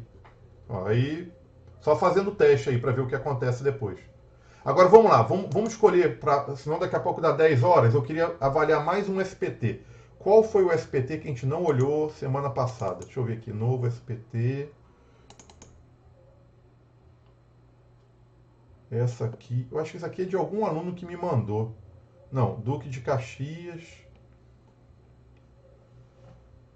Deixa eu ver se essa aqui estaria boa. Essa aqui, ó, eu peguei essa aqui, só para vocês entenderem, ó.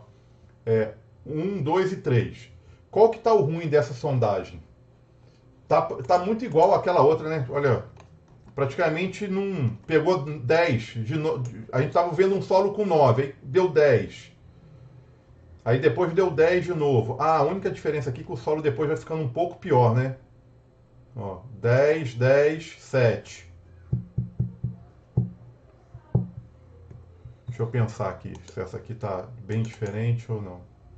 8, 11, 11, 7. 5, 8, 9, 14. Deixa eu ver o que é isso aqui. Cálculos. Isso aqui não tem nada a ver. Deixa eu ver se eu acho uma outra sondagem aqui. Deixa eu fechar essa aqui por hora. SPT.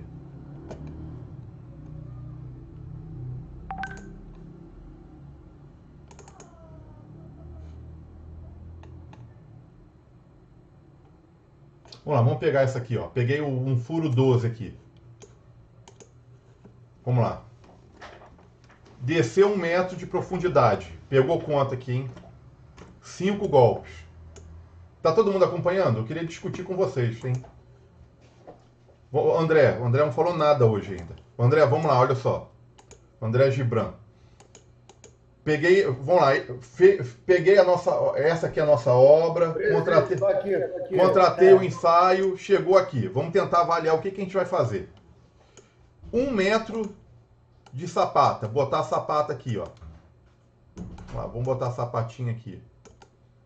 Olha, 5 golpes. 5 golpes dividido por 5 deu 1 quilo. O terreno aqui aguenta 1 quilo. Eu posso botar a sapata aí e falar que o terreno aguenta 1 quilo? Hein?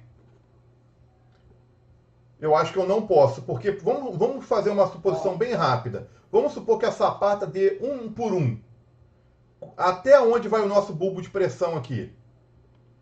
Altura 2B. Vai até 2 metros aqui, o nosso bulbo de pressão. O nosso bulbo de pressão, apesar de a tensão vai espraiando aqui, ela vai aumentando, cara, ela vai pegar aqui num terreno muito ruim, ó, 2. Então eu não colocaria aqui eu não colocaria o terreno aqui a 1 metro de... Eu acho que de forma nenhuma eu colocaria o terreno com 1 metro de profundidade. Colocar em 2 metros de profundidade, o que vocês acham? Eu vim aqui colocar 2. Ó. Aí tem que ver a faixa de bancadas. Aí tudo bem, olha só. Aqui deu 2 e aqui deu 2. Ó, deu 2 e 2. Ótimo. Para baixo está melhorando. 4, 9. Então o meu bulbo de pressão não vai pegar num terreno pior do que 2. Se o terreno aqui aguentar com 2, cara, beleza, eu posso escavar a sapata aí com 2 metros de profundidade, né? 2 metros e daria até, presta atenção, daria até para eu topar uma fundação com 1 metro de profundidade. Isso aqui é outra coisa que eu acho que eu não deixei claro para vocês. Eu poderia fazer aqui 1 metro de profundidade, mas não usar quem? O 5. Usar o que aqui? O 2.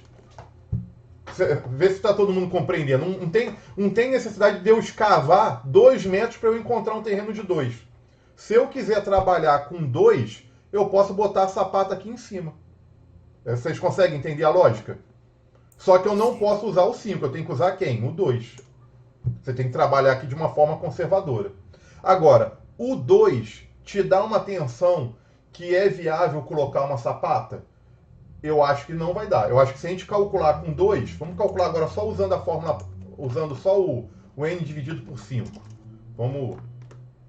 Lembrando que... Vamos avaliar aqui o que é. Ó. É uma areia média pouco compacta. E aqui já é uma argila siltosa. Então, vamos pegar o N dividido por 5, eu acho que tá valendo.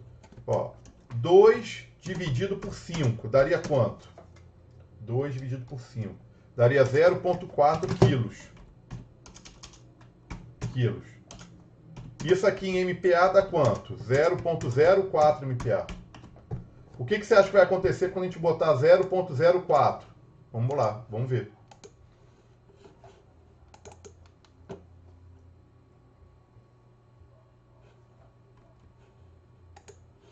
Vou vir aqui.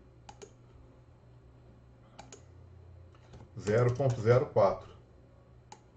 0,04.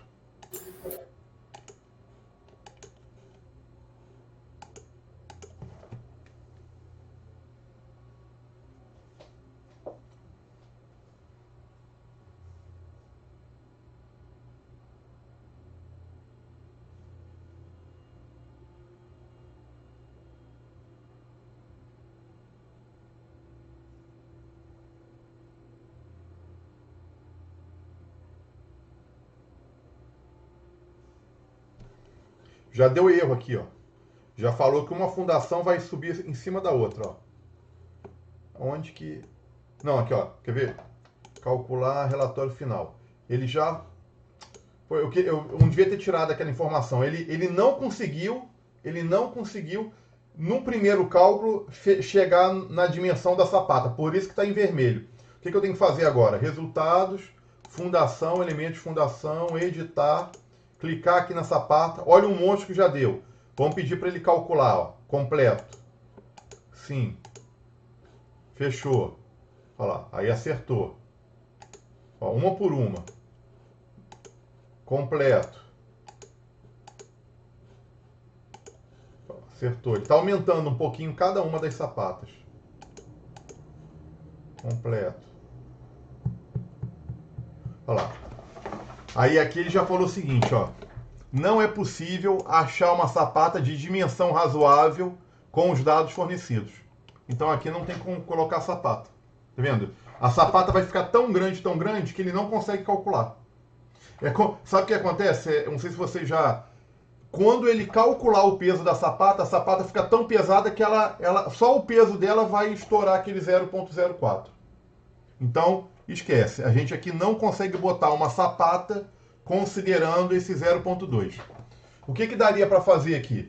Vocês acham conveniente botar uma sapata com 1, 2, 3, 4, 5 metros de profundidade, chegar num terreno que tem os nossos 9, que a gente já viu que com 9 seria possível? Eu acho Mas que aí não. a escavação Não tem como, ninguém faz demais. isso. Então, aqui, olha, eu diria que você tem duas soluções. A solução convencional, bloco, né? Fazer aqui o bloco e botar a estaquinha. Até onde a estaca vai? A aula da semana que vem. A aula da semana que vem a gente vai avaliar qual é a profundidade da estaca, tá? Para colocar. Qual é a capacidade da estaca? Qual é o tipo de estaca? Aí fica isso para a próxima aula. Lembrando que o pessoal da turma A, B, C e D já teve essa aula. Essa aqui seria a aula da turma E, que ainda não teve essa aula de estaca. Para a gente poder só adiantar um pouquinho, o que eu teria que fazer? Teria que vir apagar aqui as sapatas. Ó, teria que apagar, teria que colocar, e aí abandonar a sapata e colocar aqui estaca. Como a casa é muito pequena, eu tenho certeza que vai ser uma estaca por pilar. Não tem necessidade de botar duas estacas. Então a gente vai vir aqui e vai escolher, ó.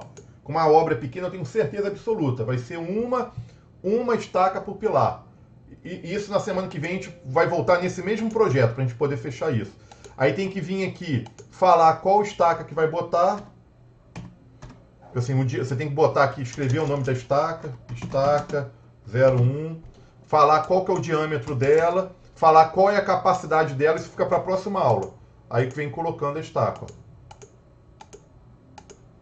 Eu coloco o bloco, coloco a estaca. O programa calcula tanto a armação do bloco como ele vai calcular, e ele não verifica a estaca. A estaca, na próxima aula eu vou explicar para vocês. Ele calcula a armação do bloco. Tá bom? Aí só para fechar, qual seria a outra opção da gente tentar trabalhar com solo muito ruim? Cara, eu não sou especialista, por isso que eu não gosto de ficar apresentando para vocês muito essa solução.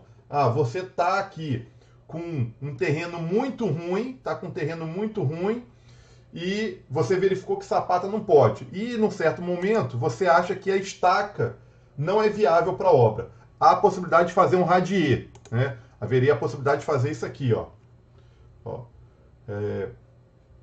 Apagar aqui então, uma solução, né? Uma solução que eu diria que é a mais tradicional é trabalhar com estaca. A outra solução é apaga a estaca, ó, fundação, elemento de fundação, apagaria a estaca, viria aqui em entrada de pavimentos, colocaria uma viga. Isso é feito primeiro no AutoCAD, tá? Eu vou só colocaria aqui uma viga fazendo a borda do radier. Eu estou fazendo aqui no olho. A gente não faz isso aqui no olho, não. A gente vai lá para o AutoCAD e desenha isso. Ó. Aí depois traz uma máscara para cá e finaliza o projeto. Ó. Desenha aqui a borda. Ó. Desenha aqui a laje em si. Ó. Desenhou aqui uma laje. Coloca aqui agora a laje de fundação, introduzir laje. Então, igual a gente coloca as nossas lajes, você vai botar a laje de fundação. Vai chutar uma espessura. Então, vou botar aqui uma espessura inicial, 25 centímetros. Radier não pode ser lajezinha muito fina, não. Tensão do terreno. Qual é a tensão do terreno? Olha, estou botando o meu radier em que profundidade? Agora, eu tentaria trazer o terreno para essa... Aqui, ó. Eu traria o meu radier para isso aqui, ó. Eu posso botar o meu radier no aterro? De jeito nenhum. Mas eu não quero botar o radier aqui, porque se eu botar o radier com 1 metro de profundidade, a minha casa está aqui em cima. O que eu faço do radier até a minha casa? Olha, lembrando que aqui eu tenho tantas dúvidas quanto vocês, tá? Ó, eu quero botar o meu radier aqui. Pô, mas a minha casa tá lá em cima. O que eu vou fazer? Eu vou ter que fazer aqui. Nos Estados Unidos faz muito. Como é que fala? Porão, etc. Faz um porão, faz um poço. Cara, mas eu não quero isso. Cara, eu não quero. Como é que eu faço para botar o radier aqui em cima? Ó, eu quero botar o radier aqui, ó. Quero botar o meu radier aqui. Eu não quero chegar no radier aqui para eu poder trabalhar com 2. Eu quero botar o radier aqui. Olha, tudo bem. Por mais que dê o 5 aqui, você não pode adotar o 5 porque aqui está aqui, ó, cobertura vegetal a termo. Seu radier vai recalcar durante os anos. Então, se você quiser botar o radier aqui em cima, você tem que fazer uma substituição do terreno. Aí, isso eu acho que vai ficar mais caro você fazer essa substituição do terreno do que fazer a estaca. Eu não sei se eu já discuti com o Paulo uma vez essa substituição. Cara, como é que tem que entrar? Tem que entrar uma reta escavadeira, arrancar todo esse terreno. Cara, arranca isso tudo. Isso eu já vi algumas vezes fazer. Tá? Não é tão, assim, eu acho que vai ficar, nesse caso aqui, ficaria mais caro do que fazer as estacas. Eu acho que vai ficar mais caro. Mas eu já vi muitas vezes. Você entra com a reta escavadeira, arranca todo esse terreno, descarta esse terreno e coloca aqui um terreno novo, uma argila compactada. Você tem que vir compactando.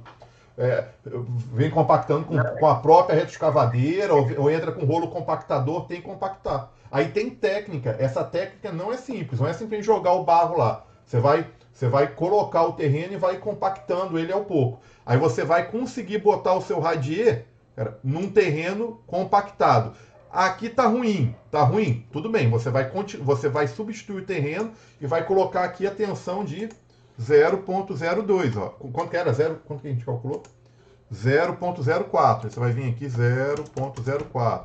Se compactar o terreno, tudo bem, pode até melhorar um pouquinho isso aqui, 0,04. Agora, por que eu não gosto de dar aula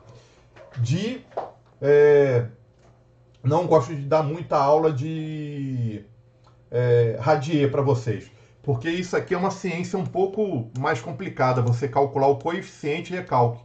Quando a gente está trabalhando com sapata, basta esse valor aqui, que é a fórmula mágica, n dividido por 5.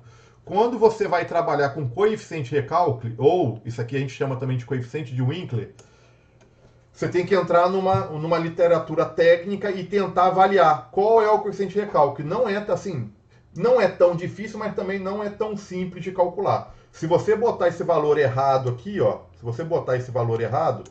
o resultado, o seu radier vai ser mal armado. Então ele pode fissurar depois em função de você ter avaliado mal esse valor aqui, ó. Então a gente deveria, como já está dando quase 10 horas, isso aqui vai ficar para uma próxima aula. Na próxima aula eu vou apresentar para vocês, antes de a gente ir para bloco de estaca, e aí fica valendo para o pessoal da turma A, B, C e D, que eu não falei de coeficiente de recalque. E nem falei também de coeficiente de Winkler. Aí na próxima aula eu vou dar uma melhorada na nossa apostilinha e vou botar umas tabelas. E aí eu vou deixar bem claro, olha, isso aqui não é tão simples. Eu vou mostrar para vocês o que deveria ter sido feito, mas eu acho que quando você for pegar um radier, é bom contratar alguém para avaliar. Lá na minha empresa a gente contrata o professor Antônio. Eu passo o ensaio de SPT para ele e ele, com a experiência dele, me fala qual o valor que eu tenho que colocar aqui. Se é 10 mil, 15 mil, 20 mil, 8 mil, 4 mil. Coloquei aqui, vamos botar que aqui fosse, tirar aqui, ó, como se fosse 90 mil quilonewtons por metro cúbico. Eu chutei aqui o valor. Aí você vai vir aqui, vai botar esse radier, ó, vai botar o radier e vai calcular essa laje. Vai dar punção em volta do pilar, vai dar... Agora é questão de cálculo de radier. Deixa eu mandar aqui para calcular. Outra coisa. Quando a gente coloca um radier, você tem que trocar uma informação aqui dos pilares. Tem que voltar aqui nos pilares. Faltou isso, ó. Deixa eu tirar aqui a cota. Introdução, pilares, vinculação exterior. Você tem que falar que o pilar agora não tem mais sapata. Então você vem aqui e coloca aqui, ó, sem vinculação exterior. Atribuir a todos. Pronto, terminar, volta. Aí vai calcular. Então, enquanto está calculando aqui, só relembrando, qual é o problema do radier? Número 1, todo mundo quer botar um radier, assim, a pessoa não quer botar um radier, escavar o terreno 1,5 metro. Já pensou? Você entrar lá com uma retroescavadeira, abrir um grande buraco, que agora não é mais abrir um buraco de uma sapata. Você vai entrar com a retroescavadeira e vai tirar 1,5 metro do terreno para fazer o radier aqui, ó. Você vai fazer o radier aqui? Não. Cara, você não... Por que o radier é uma opção para o terreno que tem resistência baixa? Porque, na verdade, você está com uma sapata tão grande que a tensão vai dar menor do que aquele 0,04. Na hora que pegar os pilares e dividir pela área gigante, a tensão vai dar menor, né? É como se você tivesse com uma sapata gigante. A sua força, o somatório de todas as forças dividido pela área do radier vai dar menor do que isso aqui. Então, é uma solução viável para terreno ruim. Agora, qual é o problema? Você vai botar o seu radier aqui embaixo, você teria que entrar com a retroescavadeira, rasgar o terreno todo, 100%, a área toda. Fazer o radier, vir levantando as paredes e fazer depois uma nova laje no nível do terreno e seguir a obra. Cara, é isso que as pessoas fazem? Não, a pessoa quer fazer o radier no nível do térreo. Aí o que você tem que fazer? Você pode botar o radier quando o terreno é muito, muito ruim? Normalmente não, você tem que fazer uma substituição de terreno ou compactar antes. Arrancar aquela camada vegetal. Você não pode botar um radier em cima de terreno que está com muita matéria orgânica. Vai afundar com o tempo. Então tem que substituir o terreno, jogar o terreno numa terra nova, compactar. Aí, isso fugiu do escopo do nosso curso. Eu não dou curso de radier. Eu nem sei se o professor Antônio dá curso de radier. Teria já um curso aí avançado. Léo. Oi, diga. E será que seria uma solução também, o que o pessoal chama de sapata corrida também? Então, eu acho que aí não é, cara. Eu acho que com um terreno muito ruim, você vai fazer a sapata corrida, mas debaixo do pilar você vai ter uma tensão que vai estourar a tensão admissível. Né? Então, assim, você fazer isso aqui, ó. Depois eu posso tentar mostrar. Você fazer uma sapatona aqui assim, ó. O que acontece? Por mais que você tenha isso aqui, pode ser que aqui embaixo você estoure a tensão admissível aqui. Pode, mas pode tentar, porque assim, eu acho que pode você tentar fazer aqui, ó, né? Uma sapatona, escavar, né? Uma valetona aqui, uma valetona aqui, uma valeta aqui, uma valeta aqui, ó. Uma valetona aqui. É uma possibilidade. Aqui, o que eu fiz de errado, ó? Eu botei o radier, né? Não sei se vocês estão vendo aqui, o radier tá 1 metro de profundidade, ó. Então, tá aqui, ó. Eu botei o radier aqui, subi 1 metro, fiz aqui o meu térreo e continuei a obra. Pô, vamos ver o que deu aqui de resultado. Vamos lá. Punção. Deixa eu dar uma olhada. Aparentemente punção com 25 que eu coloquei não tá dando punção muito alta, ó. Punção. Deixa eu ver aqui, ó. Ah, não, ó, não passou. Ó, verificar. Não passou a punção. Significa que 20 centímetros está pouco. Eu não queria avançar muito nessa questão de radier não, porque fugiu completamente aí do escopo. Eu teria que aprofundar mais aí na teoria com vocês. Então, ó, não está 25 centímetros, não passou. O que significa? Que o pilar aqui está rasgando a laje. Olha lá, está rasgando a laje. Eu tenho que aumentar a espessura. Então, 25 é pouco. Vou aumentar para quanto? 30, 40? Tem que ir aos pouquinhos. Agora vamos ver a questão da tensão do terreno. Deixa eu ver aqui se deu tensão no terreno acima do esperado. Deixa eu ver aqui, ó, envoltórias. Tensões máxima, cadê? Tensão excessiva, laje de fundação.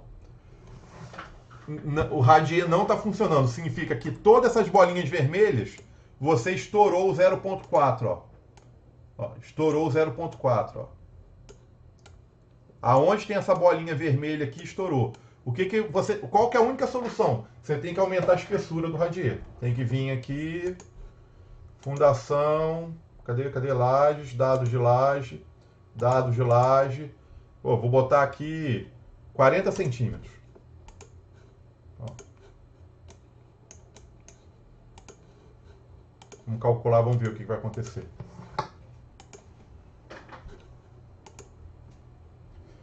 Eu acho que inviabilizou. Eu acho que um radier para uma obra dessa aqui, para um terreno ruim, também não volta para a solução estaca. Assim, eu acho que não. Para um terreno desse aqui, ó, no final, o que a gente está. Cadê a. Eu fechei. Para esse terreno aqui, eu já estou chegando à conclusão, assim, eu estou chegando à conclusão, nós estamos chegando à conclusão que o radier vai ficar absurdo, ó. Vamos ver se 40 centímetros passa. Se fazer uma laje dessa de 40 centímetros, vai ficar muito mais cara do que as estacas. Laje, vamos ver primeiro aqui, ó, envoltórias, tensões excessivas, ó, ainda está dando tensão, ó, não está passando, ó, 0.05, 0.05, 0.05, ó, tá estourando. Diminuiu, não sei se vocês viram, diminuiu o ponto, ó, 0. Pode ser que aumentando um pouquinho agora, saia aí do 0.05. E vamos dar uma olhada na punção. Lajes, punção, verificar. Ó, ainda não tá passando, ó. Tá bom? É isso. Eu acho que inviabilizou. Aqui é... Vamos lá, qual que seria a solução para um terreno tão ruim igual esse? Apaga... Vigas, apagar. De volta aqui. Vigas, apagar. E fundação, elementos de fundação. Espera aí, tem que agora voltar na entrada de pilares. Pilares, modificar vinculação exterior com sapata. Atribuir a todos. Foi. Os pavimentos. Fundação, elementos de fundação, nova, bloco. Isso aqui ninguém tem que se preocupar. Eu vou ensinar depois com calma depois. E aí colocar a estaca.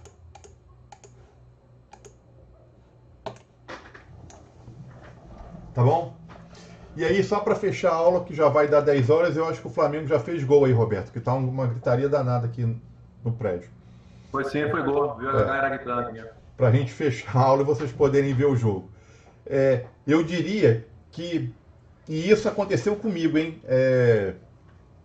Olha que eu vou dar uma recomendação para vocês e eu não segui. Quando a gente vai comprar um terreno, o certo seria você até ir no terreno e avaliar o terreno antes de comprar. Porque, imagina, você compra um terreno, acha que está comprando barato, vai fazer uma casa e às vezes a fundação vai inviabilizar. Porque você desconhecia o terreno antes de comprar. E aconteceu comigo. Eu comprei, há 5 anos atrás, eu comprei um terreno no loteamento e eu comprei antes do loteamento existir. Eu só tinha a imagem aérea de onde seria o loteamento e a propaganda do terreno. E aí eu escolhi o terreno pela localização. Eu queria numa rua que não tivesse tanto movimento, que desse para andar a pé até a piscina do clube, que não ficasse tão distante da portaria, para não poder, quando quiser pegar um ônibus, não ter que andar muito. Cara, eu fui pela localidade. Cara, na hora que o terreno ficou pronto, o meu terreno ficou, cara, praticamente no nível da rua. Assim, tinha vários terrenos que tinham um platôzinho, você estaria acima do nível da rua. Eu comprei, o meu terreno é nivelado com o nível da rua, eu não avaliei isso. E quando chove, alaga a rua. Por mais que o condomínio seja novo, eu já vi lá que, cara, chuva de verão, o meu terreno vira um lago. Tô tendo que levantar, tô tendo que fazer a minha casa sobre pilotis. Ficou muito mais caro do que se eu tivesse comprado um terreno que já tivesse num platô. Eu não avaliei antes.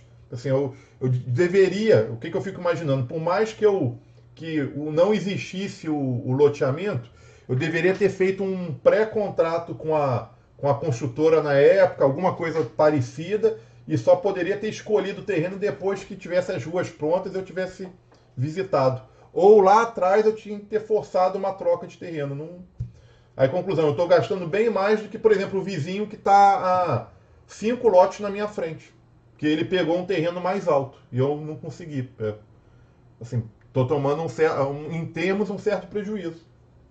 Então, mesma coisa, porque assim, imagina, você compra um terreno e você não tem noção que o seu terreno é... Eu não diria para fazer uma sondagem na compra do terreno, mas pelo menos você tentar, né, avaliar, procurar se tem ensaio de SPT disponível de terrenos próximos, para você avaliar se você não vai pegar uma situação dessa aqui, ó. Olha lá, 2, 2, 4, o terreno só começou a melhorar aqui, ó. Com que profundidade? Com 1, 2, 3, 4, 5 metros de profundidade, ó, que o terreno começou a ficar razoavelmente bom. Fechou por hoje? Então na semana que vem a gente entra em estaca, tá bom? Fechou. Bom. Léo, só uma pergunta aí a galera. Se alguém conhece aí um pedreiro bom que trabalha com assentamento cerâmico de parede e piso, Mas, fazer um serviço aqui em casa, no meu banheiro. mas aonde isso? Não, no meu apartamento aqui já tá até de cascado tudinho já, entendeu? Só pro o pedreiro vir aqui mesmo assentar a cerâmica de piso e Então, mas parede. qual que é o bairro? Isso é Niterói, São Gonçalo, é onde? Não, eu moro aqui no Caxambi, pô. Ah, no Caxambi. Cara, eu não tenho ninguém para te indicar. Eu tô mexendo com obra lá em Maricá, já foi difícil arrumar um pedreiro bom lá. Então, mas eu vou perguntar, se eu souber eu te aviso. Caso alguém assim, que trabalhe bem com isso aí, com assentamento de cerâmica. É um pedreiro bom de acabamento que você está precisando. É, bom de acabamento, bom e barato. Também não adianta um cara que. Tá bom. Agradeço. Valeu. Outra coisa, Léo, não esquece não de colocar o negócio dos modelos que você falou para a gente seguir, que ficou de instalar. Pode deixar. Valeu. Um abraço, boa noite a todos. Leonardo, uma pergunta, por favor. Pode falar. Essa aula da semana que vem, continuação da de hoje sobre fundações, você vai ministrar na terça ou na quarta-feira? Na terça. Lembrando, olha só, eu tenho que reunir agora com o pessoal da